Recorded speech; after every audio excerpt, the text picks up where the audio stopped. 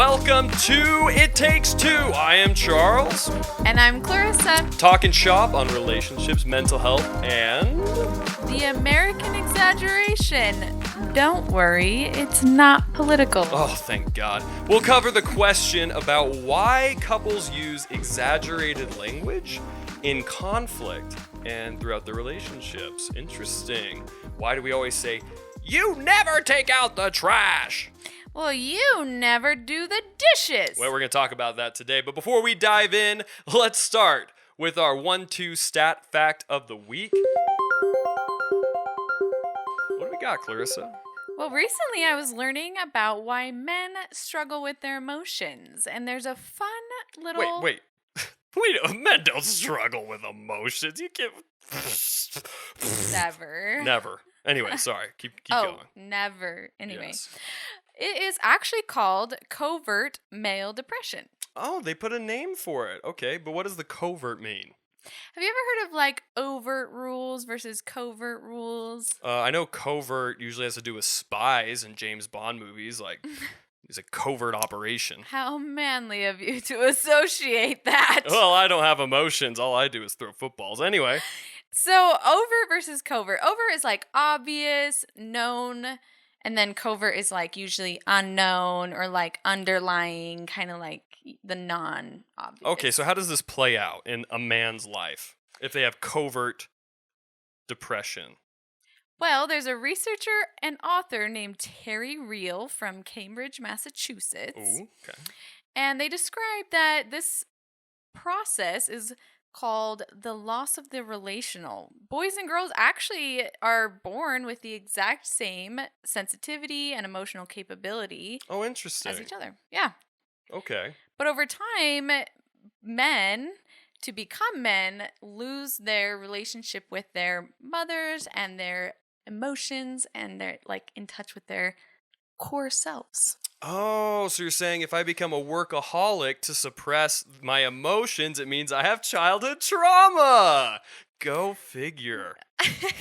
Well, it's actually just experiencing depression because you channel all of your emotions into work, success, sex, money, and other distractions. Oh, I definitely do at least 2 of those. Okay, so what can I do about it? Well, you can choose to see emotions as a normal part of the human experience and actually what makes you uniquely human. But you have to experience the good, bad, and the ugly to experience the full experience of humanity. Oh, well, the problem is I don't like to identify as human. All right, let's get moving into our disclaimer.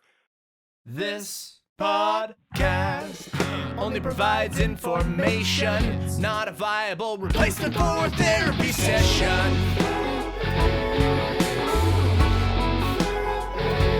If you need help or have an emergency, contact your local mental health authority.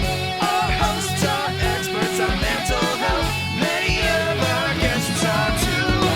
This podcast does not provide expert advice. It's just entertainment, baby. Things, dates, and places have changed. This podcast should never replace real therapy. Listeners, have you ever been in an argument or seen one like the following? You never take out the trash. Why isn't the trash taken out? I'm sorry, but you never ask. Well, it's because it's expected. I work all day. Why don't you just know that? Listen, you are always doing this. You are always turning the argument on me. Well, I'm always the one that cleans up the whole house while you work all day. Ooh, we just triggered 500,000 people, assuming Probably. that we have that many listeners right now. But yeah, no, that's definitely, we feel like that's a common argument. But the question we're asking is, why do so many of us use such strong language? Always, never, etc. What is that? It's called absolutes, and it's a form of trying to be heard. That you feel like you have to exaggerate your point with always endeavor to get your partner to hear you. Yeah, no. There was a Psychology Today article on this.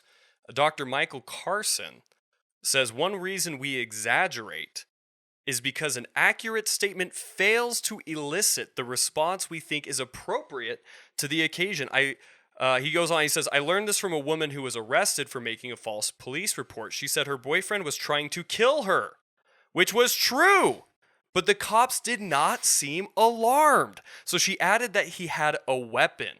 She had to clarify. That he had a weapon. Because the cops didn't believe. They thought she was exaggerating. I mean, I could see it. Like, yeah. Yeah. Dr. Carson goes on and says, technically, this is an example of what Skinner called a manned verbal behavior designed to elicit a response rather than designed to convey information attacked.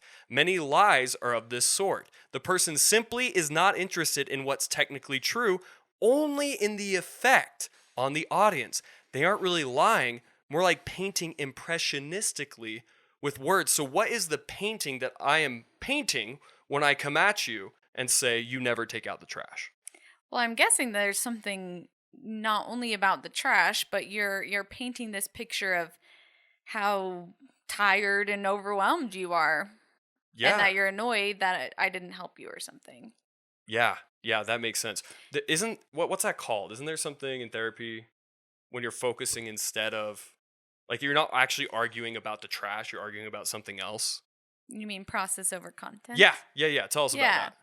Process over content is when couples will be fighting about the content, meaning like the trash or the dishes or whatever, and they're not actually fighting about the underlying stuff, the process, meaning I feel overwhelmed, I don't feel valued, like some of those like core emotions that are actually driving the content, but then instead people just get sucked into the content and they never even address the process.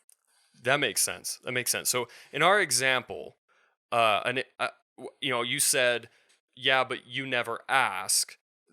Me saying the trash, you saying you never ask, and then I say you always do this. That's focusing on content versus process, and that's less productive, or that's unproductive compared to focusing on what really matters, which is I'm overwhelmed at work, I'm stressed, I'm busy, and those types of things. Okay, I'm following you. Because you're not actually, like, you are upset about the trash, but it's not actually about the trash. The trash is a trigger to a different, deeper emotion or experience, and then you decide to only focus on that trigger instead of like the underlying.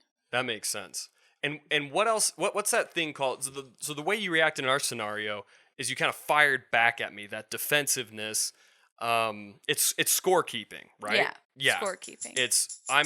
When I attacked you, you became defensive and reacted with scorekeeping. What's that? Trying to keep score on who's done like the most egregious acts. So you try and like tally back and forth. Well, you did this. Well, you did this. Or I did this. No, I did this. Like in a positive context, and like not positive the argument, but that you're throwing in what you did do. And anyway, those are scorekeeping because you're trying to tally up to be more right or more correct. And why doesn't that work? Why is it when I tell you that I have taken out the trash most of the time, I've done all these different things, and I'm giving you perfect examples of how much I do, and I share my score with you, why doesn't that work? Because it doesn't really make the other person feel heard. You're only focusing on your experience, and so then the other person's only going to focus on their experience because no one's hearing each other, and so you just keep going. Whereas if you were to like stop and then hear each other and not scorekeep, then the person would feel validated and you'd begin to like repair that. Okay, so apart from scorekeeping, what are some other common reactions to exaggerated statements like that? Defensiveness. That doesn't have to be scorekeeping, but it can be just like a proving of something else, and then it doesn't have to turn into the other person doing the same thing. But basically trying to convince why you're not that way. Yeah. Or stonewalling, like putting a wall up, withdrawing because conflict is scary or bad. So what would that look like in our scenario? I say, you never take out the trash. What would stonewalling sound like?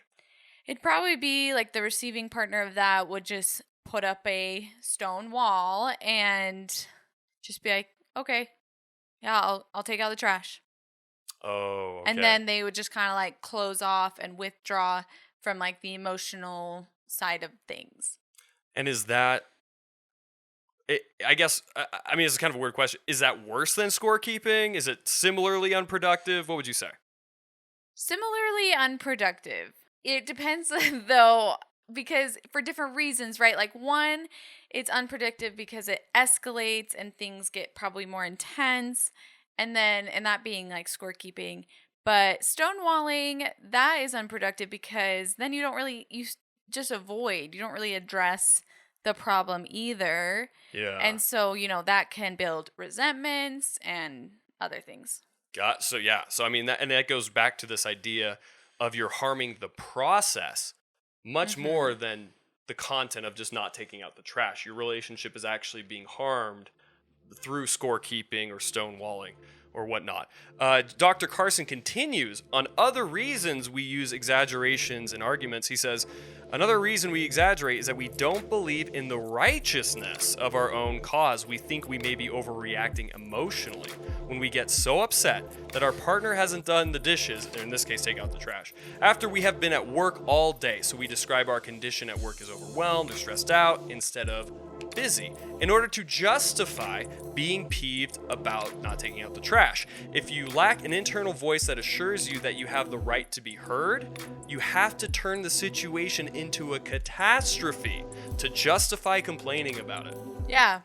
This is actually really interesting. It's making me think about like the process of why couples therapy works with this whole thing, absolutes, exaggeration, and all that. And honestly, it's because of what you were saying earlier, where I can't remember it, but it was along the lines of the person having to realize, like, no, I don't actually mean that. Like, in couples therapy, you're sitting in front of a third party who you're not trying to necessarily convince because they are validating you, being the therapist. The therapist is validating the person. And so they begin to stop trying to convince the therapist that this is like the accurate way. And so they actually like overcorrect and they like correct themselves. And I'll like see it in couples where I am validating their points. So then they go to exaggerate and they go to say, well, they never did this. And then they're like, well, I don't actually mean that. And they like correct themselves. Okay. And so, it just was making me think about it because it's like, oh, couples therapy works because people begin to stop correcting themselves. But then also, then the partner sees, oh, wait, that validation thing is working. Oh, it's cooling down the hot heads. It's tempering the content. I like that. So, this, I think you watch any couples show. We're talking The Bachelor, Love Island. Love is Blind. Love is Blind. Yeah, all these where they use exaggerated language to try and justify them feeling a certain type of way. Or is that just media? Well, yeah, I mean, for sure. There's an But no, extra I layer agree of with drama. you. But yeah, I think that's a good There call is out. an extra layer that the media tries to push. But I agree with you. You mean there's not actually violins in the background going dun dun dun when someone's like, "You didn't take out the trash." That doesn't happen in real life? That doesn't happen on Love Island. There's no trash taking out. Everyone takes out their trash. What? No. And they have people do that for them. That's true. But it might be like, well, you never came and sat by me and talked to me. Oh, yeah. Anyway. We've known each other 12 hours, and I saw you talking to David. That is the grossest betrayal of all time.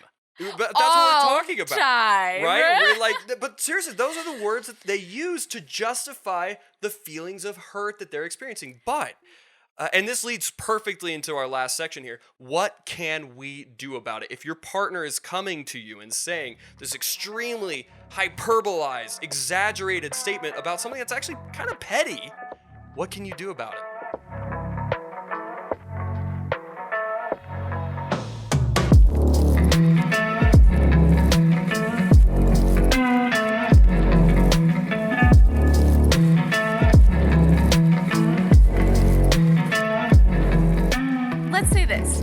partner A being the person who's bringing up, You never take out the trash. yeah. I'm partner B, the person who's receiving that message. Okay. Okay? So you're saying, partner A, that I never take out the trash to justify your experience. Yes. One of the ways to resolve these absolute problems is to begin realizing that what you experience, the feelings that you feel, are valid. So when you come home from work and you see that the trash is not taken out and you have an emotional response to that, you start recognizing that's okay. That's valid. It's valid to feel frustrated because I'm tired from work. I'm overwhelmed. I don't need to justify my emotions anymore because they're valid. Okay, so for me, I need to see that I'm frustrated that the trash has not been taken out and say, that's okay. It's okay. I don't need to blow this up. I had a long stress out day at work. I'm frustrated. But I'm going to let you know, I'm a man who, when I am feeling frustrated, don't have logical brain thinking like this, especially if I'm reactive. So let's say those words do come out of my mouth and I say, you never take out the trash anyway. What else can I do at that point to turn that into a productive conversation? It would be pausing. It takes a lot of self-reflection to do that, by the way, to say, you never take out the trash, and then to pause and be like, oh, wait. That's I'm an sorry. absolute. Yeah. I just used an absolute word, never, always, and say, okay, whoa. If I say that word, what am I actually feeling? Yeah. First, though, say, I'm sorry, to, calm down, because, you don't want to keep firing shots. Sure. But, yeah, then maybe say, that was an absolute. I don't actually mean that, but I am really overwhelmed right now, and small things like the trash not being taken out is triggering my overwhelm and my stress, and I just need to take a minute. Okay, it's going to be very hard for a man to say, I'm Very triggered. hard. I'm triggered by you not taking out the trash, right? That's not the vernacular that men generally use. But You I don't will have to say say this. triggered. You could just say What? it's bringing up. It's, sparking some emotion. Like, triggered is a very stigmatized word. Yes, that's true. Absolutely. And when you said that, this is what came into my mind. This is what I imagined. And hopefully there are some male listeners who can relate to this. So I come home and I say those words, you never take out the trash. And I pause and I say, wait, I just used an absolute. I think what I would say, what I think would be productive to say is just to walk through every step that happened since I came home. So I would say to you, hey, I just used an absolute. This is what I'm feeling. When I walked home, I was stressed and overwhelmed. And when I saw that the trash wasn't taking out, I felt frustrated. And even just as the recipient of me saying that, how different is that received versus you never take out the trash? Is just, I came home, I've had a stressful day, and I saw the trash wasn't taken out, and it made me feel frustrated. Hopefully, as the recipient, you'd be like, oh, no worries. Thank you for telling me that. Because a lot of people don't say stuff like that. And so I actually think that somebody would be like, oh, wow, what great self-awareness. Thank you. I got it. And I think you'd come in softer as the recipient to be like, no worries, I got it. Go lay down. Go take a minute, Yeah. Because you're actually being described what's happening. It's a very soft, little teddy bear versus a flame torch of you didn't take out the trash, Right. And because when you do that, when you attack somebody, especially with absolutes, it's like the Gatling gun. It's like, duh, duh, duh, duh, you never take out the trash. Duh, duh, duh, duh, duh, duh. The house is never clean. Duh, duh, duh, duh, duh. You always do this to me. And then it's just very escalatory instead of productive. And so, yeah, I think. And some people would bring out their Gatling guns, and some people would run and hide in their bunker. Yeah. And when people do hide in their bunker, that only makes me feel less respected or less heard or less understood. Yeah. But as the recipient too, I think it's valid to feel attacked. It is valid to be because again, let's say you are coming at me. Okay, you're saying, Charles, you never take out the trash. But I had been at home all day taking care of the dogs, the kids. I had, done all this work or whatever. and then the first thing you say when you come home is you never take out the trash, I have every right to feel just as angry or frustrated or defensive. Like, hey, I've been working my ass off all day, and you come in here telling me you're upset at the trash. And so that's a valid experience too. So how do you balance those conflicting, just powder keg reactions from a supercharged emotional couple? I think it's really tricky. Like, it just takes so much trust and practice. Like, if you practice over time, you can really get it down. But trust that, like, there's no one right person, one valid person, that, like, you're both valid, both your emotions are, like, not quote unquote right, but like they're correct for what you're experiencing because that's your reality. And so you both have to recognize that to then be able to be like, to hold space for that, to like be able to trust that, like, hey, let's talk about your emotions. Okay, we do that for like several minutes, and then we talk about my emotions.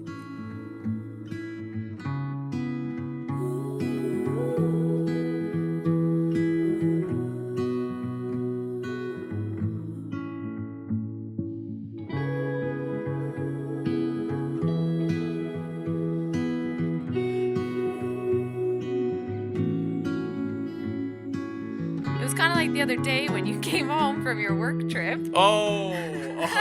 yes. No, let's share that. I think that's actually a great example. It's a great example. You were upset because. Oh, okay. Yeah, I'll tell my story, and then you fill tell it your in. story. Yeah, I'll tell my story here. Here we go. So this is what happened. I was on a work trip. I was gone for a couple days, and on the second day, I was actually coming home a little bit early from my work trip than was planned, and I was like, okay, you know what? I'm gonna go home. I'm just gonna see if Clarissa is going to initiate contact with me that day. Is she gonna text me first? Is she gonna send me a Marco Polo, or is she gonna call me? And I kind of set a trap a little bit. A little bit of a test. I was testing her, which is very petty of me to do. Tests are dumb. Don't do tests. You set people up to fail. Listen, I'm not trying to justify. I was extremely tired. I was just making a little therapeutic tip right? out of that. 100%, right? I was very tired and I was kind of grumpy. Anyway, so I was like, well, freaking Clarissa, let's see if she cares about me. Let's see if she calls or texts me first, And so then I get home. And she's like, "Oh my gosh, you're back! Like, you're home early. Why didn't you text me or why? Whatever." Yeah, and I was shocked because I was trying to do, as we discussed after, some acts of service. Yeah, and I she's was trying like, to be "Wait, a good wife. Why are you home?" Yeah, but that really pissed me off because I'm like, "Oh, I should have freaking texted you first." Like, because in my brain I'm thinking, I'm justified in being upset that she didn't text me first or call me first or whatever. But then she's coming at me. But she wasn't at all. She was just genuinely curious. Anyway, that's kind of not the point. The main point is I was really upset. Clarissa could tell. And this is, again, process over content. And she cut straight through the content. She was like, nope, we are not talking about the content. And this is what she said to me. And I'll say, too, this story came up because I was thinking about holding space, right? Yes. So on my end, I'm also upset because of something that had happened like day one of your work trip, like a little miscommunication error that kind of like built up and it did make me frustrated. That's not why I didn't text you though. So holding space for both, right? I can be upset and you can be upset. Yes. And I knew you were upset. And so I just didn't want to talk about why I didn't text you. I wanted you to talk about what you were feeling because I could tell that there was like this, there was more than what it seems. And that's a little bit of like process over content. When this seems like there's something else, it's not just about me not texting you. It's probably not about that. Bro, why are you so mad about not taking out the trash? Well, like, why are you so mad I didn't text you first? Mm-hmm. So you detected that, and then what'd you do? I just said... No, just for context, you can fight like this, but this is abnormal fighting because I am also a therapist. So I apologize in advance, Charles, Yeah. that you have to hear stuff like this. But I just was like, tell me what you're feeling. I know you're feeling something. Tell me what you're feeling. And it was very stern. It was. It was pretty like very direct. that actually works for me in my personality. And so, but Because I knew if I'm not direct, Yeah. then you're just gonna be like, she's being too nice. Like, yeah. she's faking it. I don't believe it. Anyway, so she says that, and in my mind, I'm immediately thinking like, no, I don't want to tell you how I feel because then that would resolve the problem, and I want to be mad about what I'm mad about. And I'm like, well, if you tell me what you feel, you get to be mad about what you're mad about. But if you don't, then we don't get to hear about why you're mad. And then I know that I will feel better if I just talk about how I feel instead of just because what I'm looking for is Clarissa to say, you're right, I'm wrong.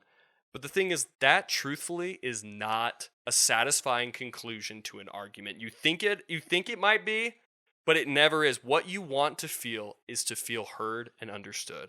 And so that's what I said. I said, I felt this morning when you didn't initiate communication. And as I'm saying this, I'm like, wow, I sound like an asshole. Like, wow, I sound so petty, which is hard. Great reflection in that moment. But I was like, I felt upset that you didn't initiate contact. And then as I'm talking about it, I began processing it, and I realized, really, I just wanted to know that I was thought about and cared about. And I didn't feel that. And that immediately disarmed you. I think it de-escalated the argument so quickly, and we had just had a very vulnerable conversation that ended in a lot of expressions of care and concern, because that's what we were reassuring each other with. I mean, you are painting a very nice picture. And that did happen, but there was lots of like, well, you never texted me this whole trip. Well, you didn't do this whole, like, there was a little bit. Yes. And I will say, like, yes, that was how it started to resolve, was when you started to express your emotions and we held space for both, because after you express yours, I express mine. But when you express yours, I really did learn a lot about why you were upset, about why I didn't text you. And it really wasn't even ever about the text, and also really wasn't about how I never texted you. It was just more about what your emotions were underneath. And once we both validated and heard those emotions, because you also have to recognize that they are that way for you. Sure. Then it really was just so much more productive. Yeah.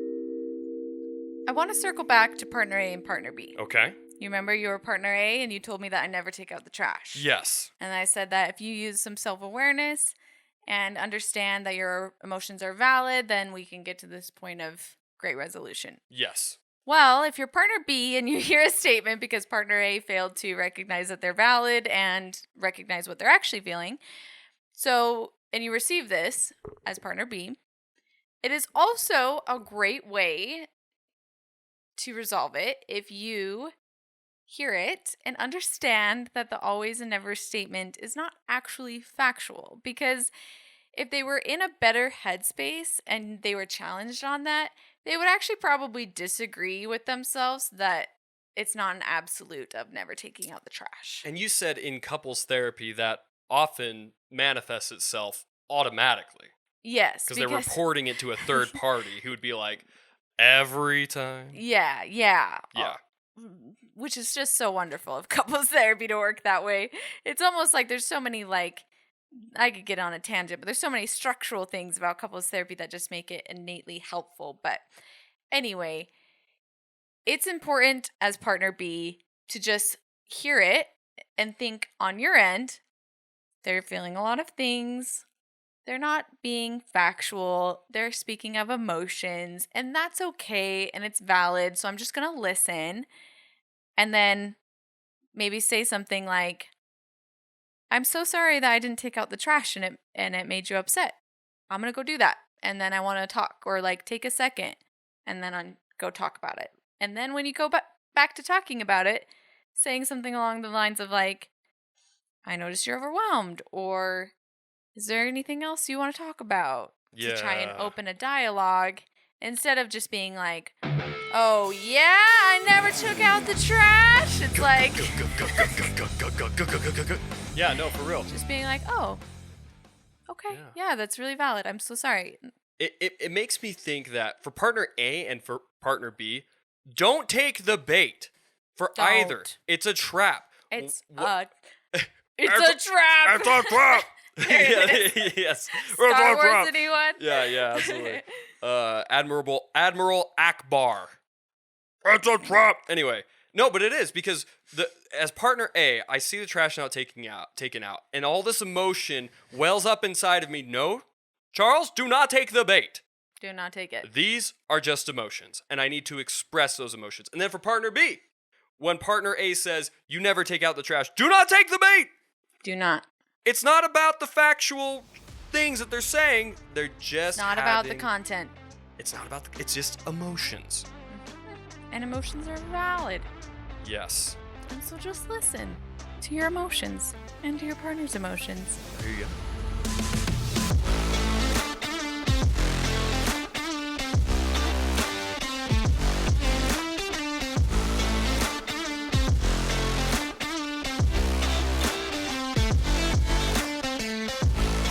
Clarissa, will you whip up the takeaways from our conversation today?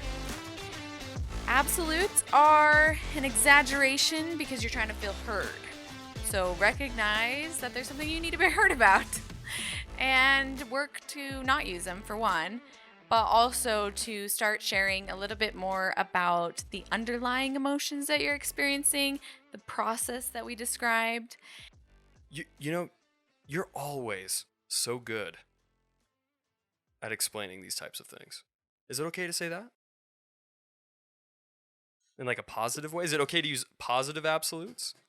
Do you know that meme about that blonde woman with the math and she's just like trying to figure it out? Yes. That literally just happened. I'm like, wait, A positive absolute? an absolute that's used for good does not compute. It does not compute.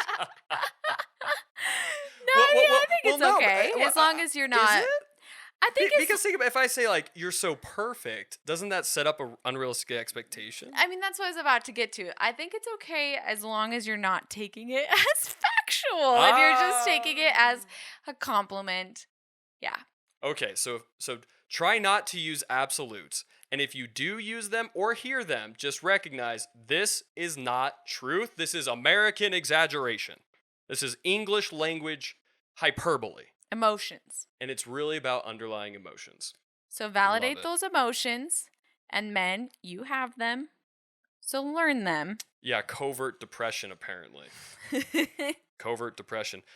Anyway, as we like to wrap up this conversation, we love to leave you with a date idea to further deepen your connection with your spouse or partner, and to also ask them a thought-provoking question to deepen that connection. So, Clarissa, what's our date idea for the week? Well, Charles, do you know what time of year it is right now? Spring cleaning. Spring, that is right. And in Utah, we are all very pumped about that warm weather. It's like 49 degrees outside right now, and we're like, woo! T-shirts! 49 degrees. Bust out them shorts, Yeah, baby! yes. My seasonal depression is finally gone. It's 49 We're gonna lay degrees. out in the sun. Yes. Well, in other words, we're gonna do some spring cleaning. Yes. And so our date idea is while you're doing your spring cleaning, when you find that memorabilia box or, I don't know, special like journal or little... Yeah, look at this photograph. Every time I do, it makes me laugh. That's the date idea is Nickelback. Yes, Okay. that's the date idea. Go through that memory box or that memory book and look fondly on your relationship together, because it's actually a really scientific thing about trauma is that every time you revisit a memory and it's positive, like a positive revisit, then you begin to like heal the negative parts of those memories. So Sure. if you have photos and journals or little like memorabilia things from your relationship and you go back together and look fondly on those things, then you can start kind of like having some positive association for your relationship. Oh, I love So that. sweet. It's kind of like cleaning your house and cleaning your heart Yes. in a lot of ways. Okay, your connection question of the week for this date is: what is one thing you've changed about yourself in a positive way since we got together? I feel like that's I a like great it. way to begin that positive association conversation while being vulnerable and connecting on a deeper One level. positive thing you've changed about yourself. I like it. Awesome. Well, hey, this is Charles And Clarissa. signing off. Just remember, for things to get better. That was you. No. Yeah, because I say you and me and you. Oh, you're right. Okay, we'll Wait. start over. Let me read it really This quick. is Charles and Clarissa signing off. Me and you. It takes two. Okay, got it. All right, well, hey, this is Charles And Clarissa. signing off. And just remember, for things to get better, Me and you. for me and you. All right, well, this is Charles And Clarissa. signing off. And just remember, for things to get better, For me and you. it It takes takes two. two. We got to work on that. Yeah, let's. We'll work on that. Oh. Yeah. One more time. Okay, here we go. Okay. 1, 2, 3. It takes two. No. no. Okay, you just start from the beginning again. Okay. Okay. This is Charles And Clarissa. signing off. Just remember, for things to get better, For me and you. it takes two. You didn't say it. Okay. Last try. Okay. Okay. All right. Okay. All right. This is Charles And Clarissa. signing off. And just remember, for things to get better, For me and you. it It takes takes two. two. Booyah, baby. Nailed it. Got it.